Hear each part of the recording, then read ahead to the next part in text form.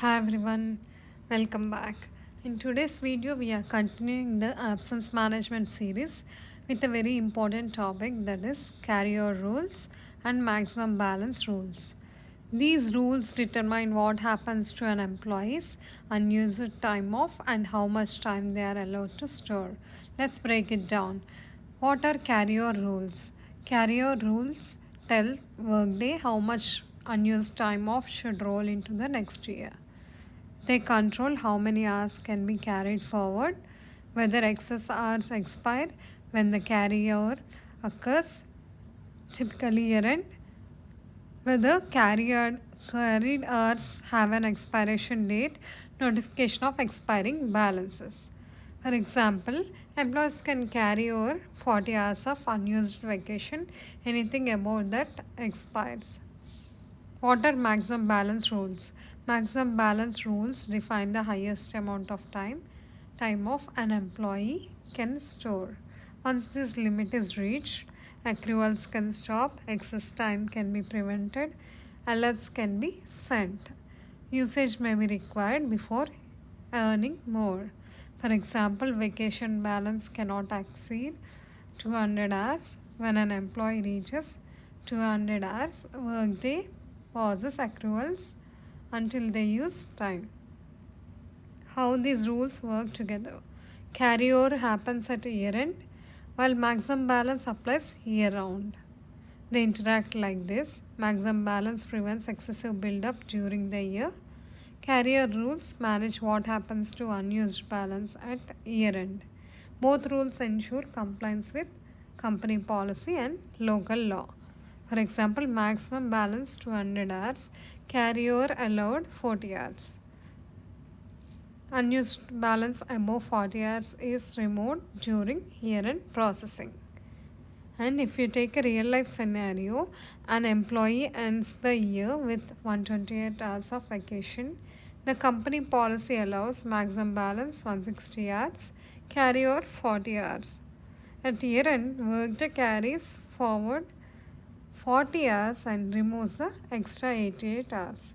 The employee starts the next year with exactly 40 hours. Let's see this flow.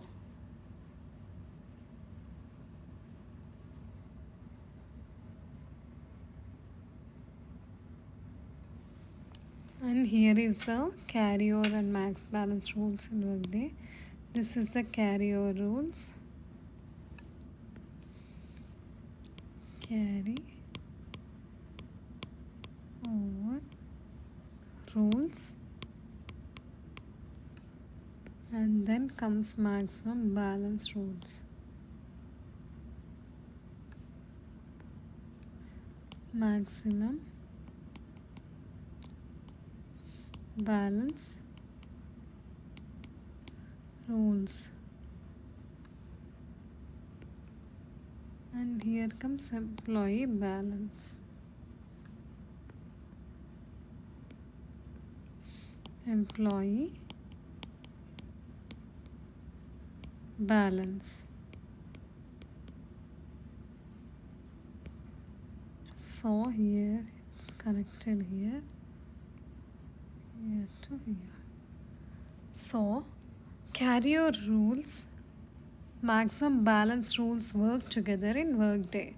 On the left hand, we have carrier rules which decide how much unused time off can move into the next year.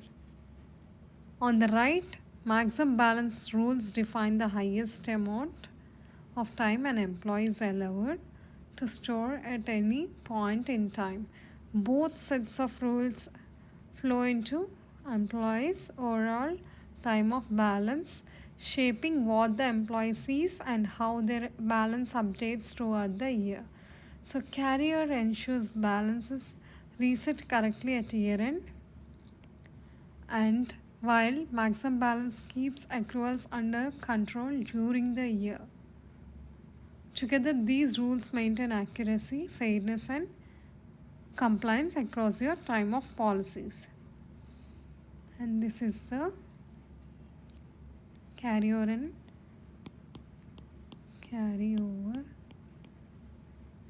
and max balance